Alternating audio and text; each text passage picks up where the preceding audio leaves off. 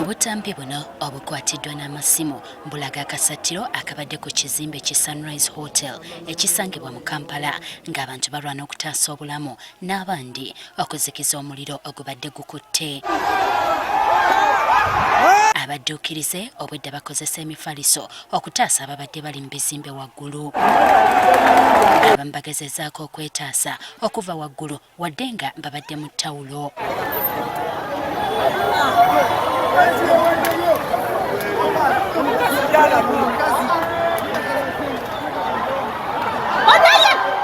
Era bano balabiddwako nga bataasa omu ku babadde bazirise okuddusibwa mu ddwaliro.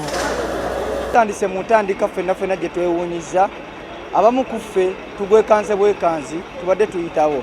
Bakemeramu kemiko w'ebizigo, kemiko wa sabbuuni olwo ayoza ow'amazzi ne kibwatuka nga waliwo sabbuuni akkirira kati omuliro we gutandikidde ne gukubwa omulundi gumu abasinga ne tuddukamu ne tulowooza oba kiki ne tuddukamu kati tugenza okukomawo ng'ate omuliro gukoze eki gukutte. Ababaddewo ng'omuliro guno gutandika batubuulidde nti olw'obuyambi okulwawo basazeewo ebisoboka babyekolere naddala okutaasa obulamu n'ebimu ku bintu wabula balabise nga bazitowereddwa. Militale okuva ewa Kiseka ate yeesoose ate naye etuuse nga fire brigade taliiwo. Ingirawo mu kizimbe ebimu ne tubifulumya ebintu by'abantu ebimu tubiwonyezzaako nga yingini n'ebintu ebirala kompyuta n'ebirala ebimu tubifulumizza.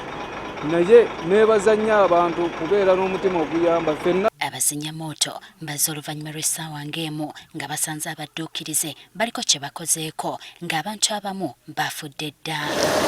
Nga wetwogerera abantu 17 be baakaggyibwayo. Kino abakulembeze tekibasanyusizza. Kyo kitulaga obunafu ng'eggwanga we tuli nti tuli mu capital city. Fire brigade eri wano Kinyana Mpindi, ebimotoka weebiri bino byatuuse naye omuliro gukyatulemye okutuula ku nfeete. Poliisi etubuulidde nti ekyayagala okumanya ebyonoonese n'okuzuula ekiviiriddeko omuliro guno. Tetunamanya omuliro guno guvudde ku ki era tetuna establishing actual numbers ez'abantu abafiiriddemu n'abantu abakoseddwa n'ebintu ebikoseddwa. So tusaba nti mugumikirizeemu tumalirize timu zingire munda mu rooms zonna ziassessinga and we shall give you a proper report. Wetukoledde emboozi eno nga poliisi ekyali mu kifo kino ezikiza muliro.